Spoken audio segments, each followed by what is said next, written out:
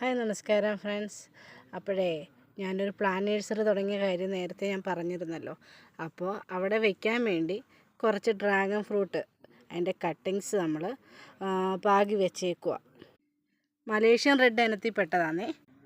നമ്മൾ ഡ്രാഗൺ ഫ്രൂട്ടൊക്കെ ഇതേപോലെ കട്ടിങ്സൊക്കെ പാകി വയ്ക്കുമ്പോൾ ഡയറക്റ്റായിട്ട് തോനെയും വെയിലടിക്കാൻ പാടില്ല, തണലത്ത് വേണം വയ്ക്കാൻ.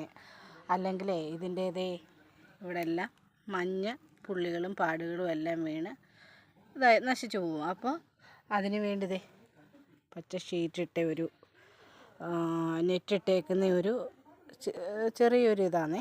അതിലേക്ക് നമ്മൾ പാകി വെച്ചേക്കുക. നമ്മളത് പാവാൻ വേണ്ടി ഇത് പോട്ട് മിക്സ് എങ്ങനെ നിറച്ചേക്കുന്നതെന്ന് വെച്ചാൽ മണ്ണും ചാണകപ്പൊടിയും സമാസമം എടുത്തതിന് ശേഷം ചകിരിച്ചോറും അതിന് ശേഷം വേപ്പും പിണ്ണാക്കും എല്ലുപൊടിയും കൂടി ഇട്ട് മിക്സ് ചെയ്തതിന് ശേഷം കവറിൽ നിറച്ച് നമ്മൾ പാകി വെച്ചേക്കുക. തൽക്കാലം നമ്മൾ 25 എണ്ണ പാകിയേക്കുന്നത്. അപ്പോൾ ശരി ഫ്രണ്ട്സ്, പുതിയൊരു വീഡിയോ ആയിട്ട് വീണ്ടും കാണാം.